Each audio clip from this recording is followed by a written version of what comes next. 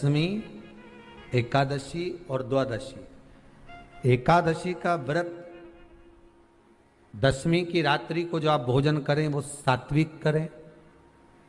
एकादशी के दिन भोजन ना करें, अन्न का भाग ग्रहण ना करें। अन्न का भाग ग्रहण ना करें।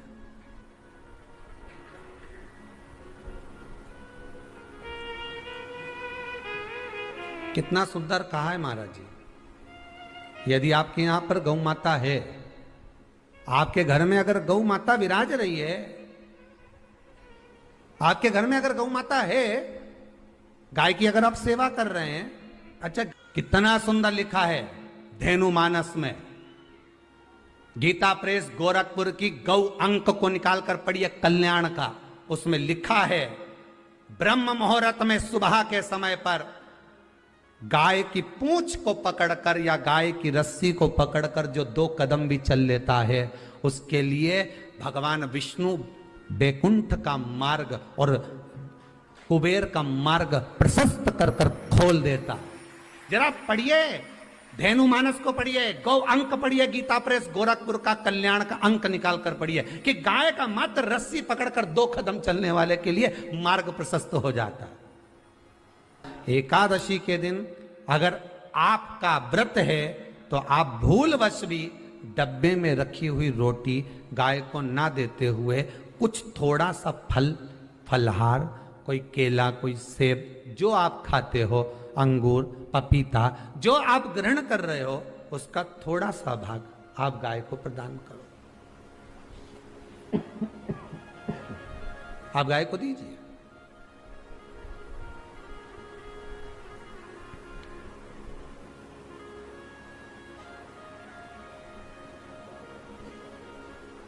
थोड़ा सा भाग आप गौ माता को प्रदान करो, थोड़ा सा।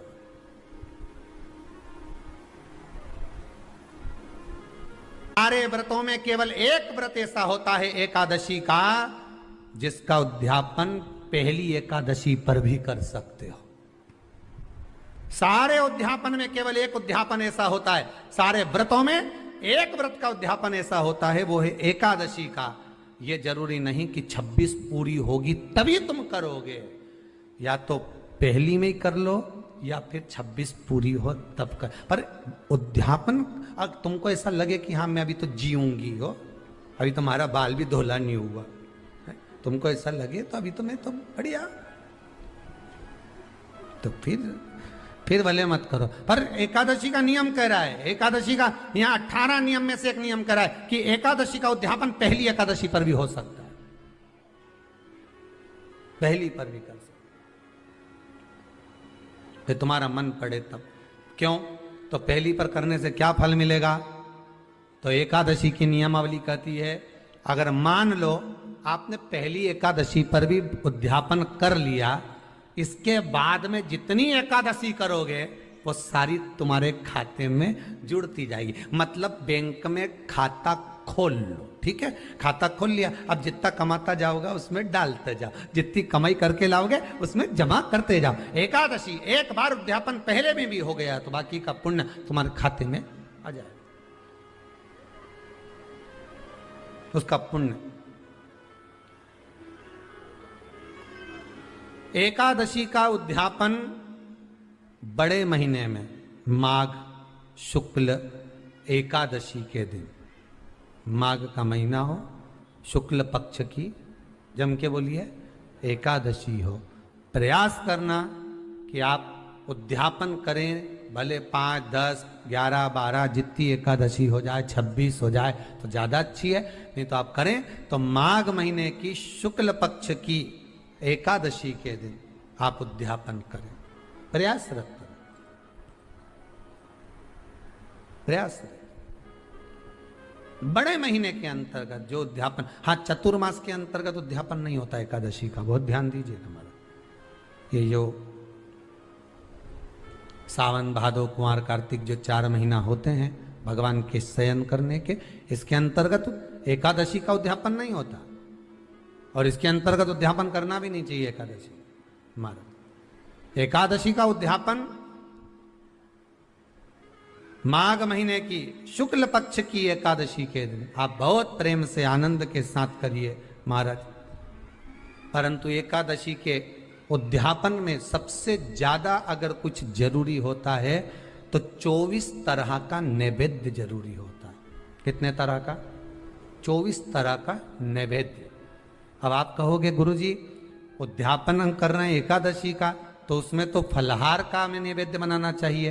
तो फिर ये पुराण के अंतर्गत स्कंद पुराण में ये चीज लिखी है कि एकादशी का जब उद्यापन करते हैं तो 24 तरह का नैवेद्य बनाकर सिद्ध करते हैं। 24 तरह का नैवेद्य जान रख लेना, का हलवा बना लो, खीर बना लो, पूड़ी बना लो, सब्जी बना लो, पकोड़ा बना लो, भजिया बना लो, ऐसे 24 तरह का नैवेद्य अलग अलग चाहिए। पर लोग क्या करते हैं, खोपरा पाक बनवा लेते हैं 1-2 किलो और 24 जगह रख देते हैं। स्वीकृत नहीं है। 24 तरह का नैवेद्य रखा जाता है। महाराज एकादशी के दिन भगवान के पूजन का पूरी तैयारी कर कर मंडल आदि बनवाकर विद्वान ब्राह्मण को बुलाकर, कर्मकांडी ब्राह्मण को बुलाकर जो भगवत सेवा में एकादशी का उद्यापन कराए, उन ब्राह्मण के चरणों को नमन कर कर, प्रणाम कर कर एकादशी का पूजन करवाइए और उस मंडल की पूजन कराकर हवन द्वादशी को कराइए। एकादशी को हवन नहीं। एकादशी के उद्यापन का जो हवन होता है वो द्वादशी को।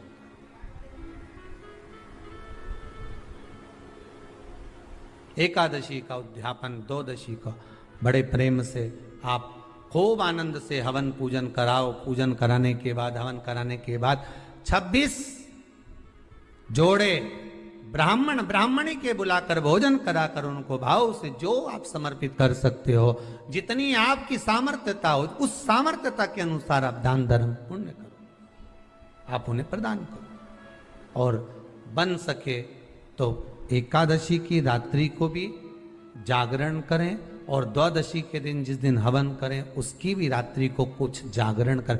जागरण का मतलब पहले भी कथा में कहा, प्रदोष की कथा में वर्णन किया था। हम ये नहीं कहते कि तुम पूरी रात जगो। हमारा तो निवेदन है 15 मिनट का करो, आधे घंटे का करो, 20 मिनट का करो, पर रात्रि के समय थोड़ी देर अगर एकादशी का उद्यापन कर रहे हो तो जागरण थोड़ी सी देर अवश्य करें। नहीं कर सकते अकेले बैठकर राम नाम जप लें, भजन कर ले, पर करो। कि नारी के मुख से अगर एक बार निकल जाए कि मेरी जिंदगी तुमसे विवाह कर कर बेकार हो गई, उस समय नारी का साथित्व समाप्त हो जाता है। इसलिए माताओं आपसे निवेदन है, जिंदगी में सारी लड़ाई लड़ना, सब कुछ बोलना, पर अपने पति से यह मत कहना कि तुमसे विवाह कर कर मेरी जिंदगी बेकार हो गई। क्योंकि विवाह तुमने किया है पर भाग्य उसने लिखा है। भाग्य लिखने वाला वो है।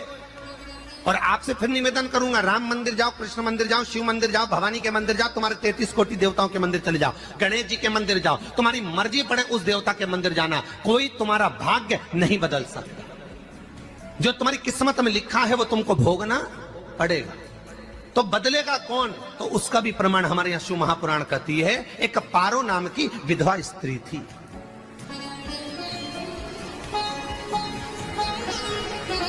क्या नाम है उसका? नाम पारो। विधवा है, पति नहीं है, एक बेटा है। और विधवा स्त्री जो थी वो गर्भ से थी, उसका संतान नहीं हुई थी, पति मर गया था, वो गर्भावस्था में बेटा रह गया और पति चले गए। पारो बड़ी दुखी थी, भगवान का भजन करती बहुत, घर में कुछ भी नहीं था। जो व्यापारी, जो धन था उसके पति का, वो सब लोग खा गए। जब जैसे व्यक्ति जब तक जीवित है तब तक संसार उसका है, जैसे ही वो गया उसका सारा धन भी उसके साथ चला गया। व्यापार धन रो। पारो आंखों से अश्रु बहता है, नैनों से जल बहता है, नैनों से बिंदु बहता है। और पारो की आंखों से जब आंसू बह रहा है, अश्रु निकल रहा है, जल बह रहा है। बेटे को जन्म दिया, उसने सोचा अपनी जिंदगी तो बेकार हो गई, पर बेटा जन्म लिया तो इसका नाम अच्छा रख दूं तो हो सकता है भाग्य आगे अच्छा हो। तो उसने उसका नाम भाग्य सिंह रख दिया। क्या नाम रखा? भाग्य सिंह। भाग्य अच्छा रहेगा इसका, तो हो सकता है कुछ अच्छा कर ले। पर बेटे की भी किस्मत इतनी प्रबल नहीं थी। माँ जगह जगह बर्तन मांझ कर काम कर कर बच्चे का पालन कर ली। बच्चा थोड़ा बड़ा हुआ। माँ मेरे सारे मित्र सेठ हैं, अब मेरा ही किस्मत, मेरा ही भाग्य ऐसा क्यों है? मेरी ही किस्मत ऐसी क्यों है? ऐसा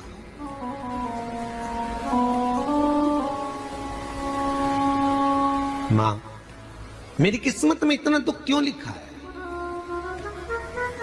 माँ भोजन तक हमको समय पर नहीं मिलता, हमारा भाग्य ऐसा क्यों है? माँ हमारी किस्मत ऐसी क्यों है? माँ कहती है बेटा जो ललाट पर लिखा उसे कौन टाल सका। माँ बच्चों को समझाती है, माँ बच्चों को कहती है, धीरे धीरे समय निकलता है। माँ एक बार बता माँ, तू कहती है कि सब भगवान ने लिखा है भाग्य में, तो भगवान का मिलेगा मुझे बता दे। माँ बोलती है ऐसी कोई जगह नहीं जहाँ भगवान नहीं। वन में मिलेगा? हाँ मिलेगा। माँ का कहना मानकर भाग्य सिंह वन में चले गया और घने जंगल में भाग्य जब गया भाग्य सिंह, और घने जंगल में जब पहुंच गया, ढूंढते ढूंढते ढूंढते ढूंढते ढूंढते तो भी भगवान तो भगवान, भगवान की छाया तक नहीं मिली। भगवान की छाया तक। आंखों में जल भर गया, बेहोश होकर गिर गया। शाम का समय था, विष्णु और लक्ष्मी निकल कर जा रहे थे। लक्ष्मी और विष्णु जाते जाते उसको देखकर रूप बदल के उसके पास गए। बेटा आपका नाम क्या है? हमारा नाम भाग्य सिंह है। कहाँ जा रहे हो? भगवान से मिलना है हमको। क्या काम है तुम्हें भगवान से? भगवान से पूछना है कि मेरी किस्मत ऐसी क्यों बनाई, मेरी किस्मत में गरीबी क्यों लिखी, मेरे भाग्य में इतना दुख क्यों लिखा। मुझे भगवान से पूछना है कि मेरी किस्मत ऐसी क्यों बनाई, मेरी किस्मत में इतना दुख क्यों लिखा। इतनी तो भगवान बोले ये तो देखो भाग्य भाग्य की बात है, सबके भाग्य में अलग अलग होता है। नहीं नहीं मुझे भगवान से पूछना। तो हुआ क्या? मैं बहुत गरीब हूं, मैं बहुत दुखी हूं। भगवान से प्रार्थना है कि मुझे कुछ मेरी जिंदगी का अच्छा कार्य कर दीजिए। लक्ष्मी जी को दया आ गई, नारायण से बोले प्रभु इसको कुछ दे दो, थोड़ा सा इसके ऊपर कृपा कर दो। नारायण बोले इसके भाग्य में नहीं है लक्ष्मी, इसके भाग्य में नहीं है लक्ष्मी। लक्ष्मी मैं दे भी दूंगा तो इसकी किस्मत में नहीं है। लक्ष्मी कहती है आपका काम देने का है, आप तो दो। भगवान ने कहा लक्ष्मी नहीं है भाग्य में, तुम तो दे दो। लक्ष्मी जी के कहने पर नारायण ने उसको एक हीरे का हार दे दिया। ले ये ले हीरे का हार। वो प्रसन्न हो गया, हीरे का हार मिल गया। और हार लेकर वो चला, और चलते चलते उसने सोचा मेरी मम्मी को दूंगा, मेरी माता को दूंगा, माँ बड़ी प्रसन्न हो जाएगी। हीरे का हार लेकर जा रहा था। हार ले जाते उसको रास्ते में इतने में उसको तुरंत उसी समय पर कहीं सोच आदि कर्म के लिए जाना पड़ा। उसने सोचा इस हार को इस पत्थर पर रख देता हूं, अभी आऊंगा वापिस इस हार को उठाकर घर लेकर चले जाऊंगा। और सोच आदि कर्म के लिए वो चल दिया। गया, हाथ धोकर आया, इतने में चील उड़ती उड़ती आई, उसका हार लेकर चली गई। आके रोने लगा। माँ को जाकर कहा माँ किस्मत तो देख, इतना जोरदार हार मिला था हीरे का, पर भाग्य में नहीं था, नहीं मिला। इतने में वो रोता रोता तुरंत फिर भगवान के पास गया। रोता बिलखता फिर पहुंच गया वन के अंदर, फिर भगवान मिले। भगवान ने पूछा अब क्या हुआ? प्रभु मेरा हार तो वो हीरे का, मेरा हीरे का हार ले गई चील। भगवान बोले देख भैया हम तो तेरी किस्मत में था, वो कर दिया, अब आगे तू एक काम कर, ब्रह्मा जी से जाके मिल।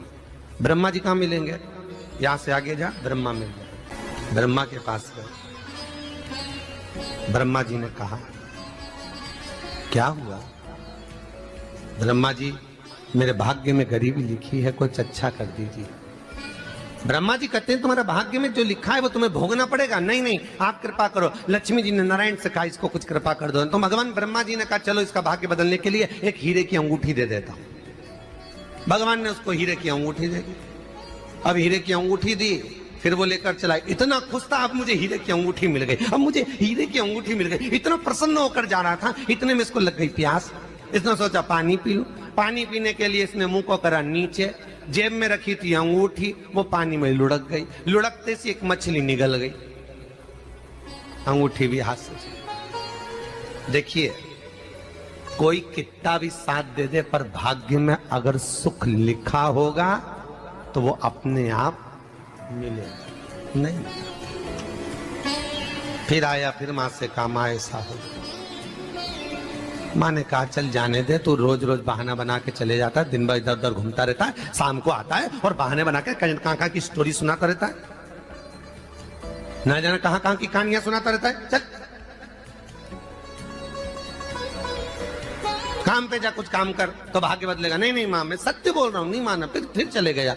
नारायण ने कहा एक काम करो, अब तुम शंकर जी के पास जाओ। शिव जी के पास गए। भोलेनाथ जी ने उसको हीरे की पोटली दे दी। वो हीरे की पोटली ले जाकर अब की बार सोचा कहीं रुकूंगा ही नहीं, सीधे घर गया।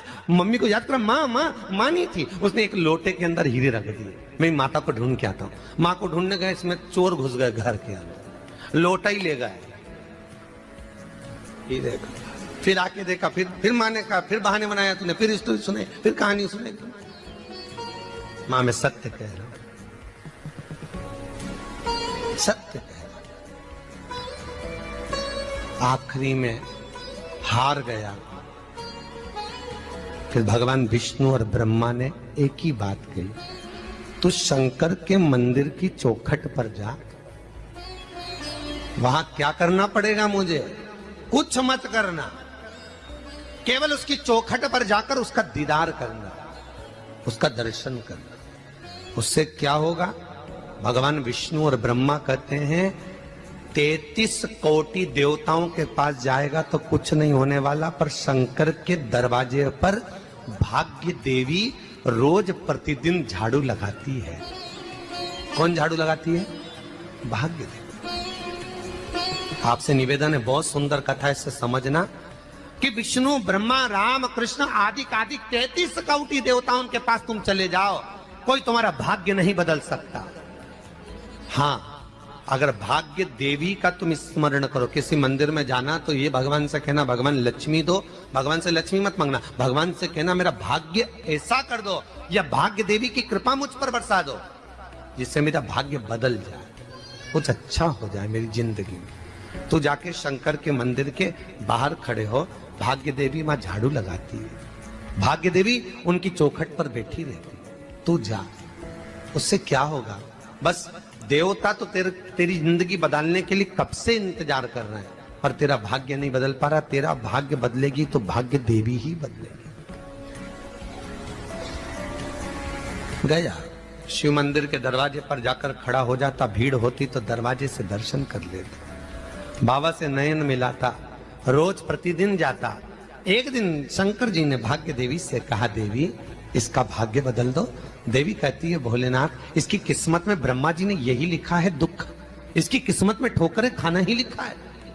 भाग्य देवी तुम मेरे दरवाजे की झाड़ू लगाती हो, आज इसके भाग्य की झाड़ू लगाई। भाग्य देवी ने कहा, भोलेनाथ आप कह रहे हो?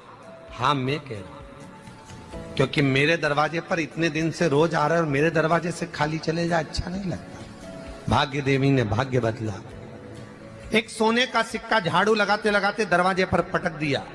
उस सोने के सिक्के को लेकर वो चला और सोने के सिक्के को ले जाकर उसने माता को दिया। अब भाग्य कैसे बदलता है वो देखिए। सोने का सिक्का लेकर गया और तुरंत वो सोने का सिक्का घर में पहुंचा। रात से ठाठ हो गया, बेचकर भोजन की व्यवस्था करी। एक दिन मां ने सोचा कुछ ऐसा करूं कि मैं मछली का व्यापार करूं, और मछली खरीदने के लिए गई। और मछली खरीदने के लिए गई, जो मछली मिली दे तो दी व्यापारी ने, परंतु घर लाते लाते वो मर गई। मरा तो काटा तो इसमें से हीरे की अंगूठी मिल गई।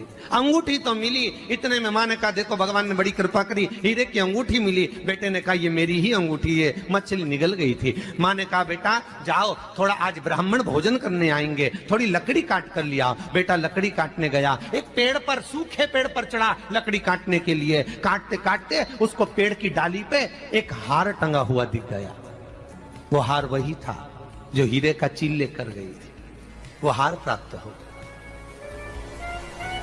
आते आते रास्ते में प्यास लगी, सोचा कहीं एक आध बर्तन मिल जाए पड़ा हुआ, तो लोटा पड़ा हुआ मिल गया जिसमें हीरे पड़े हुए थे। जब भाग्य चलता है तो सारी रास्ते अपने आप खुलते खुलते खुलते खुलते चले जाते हैं।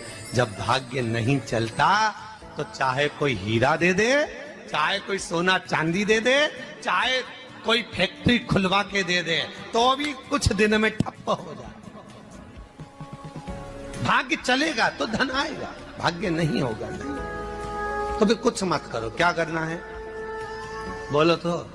जब भाग्य अगर दिक्कत दे तो कहीं जाने की जरूरत नहीं है, एक ही काम करना है, शंकर के दरवाजे पर जाकर उसका दीदार करना। जब लगे आपको कि दरिद्रता बहुत ज्यादा है, किराया तक नहीं है, मैं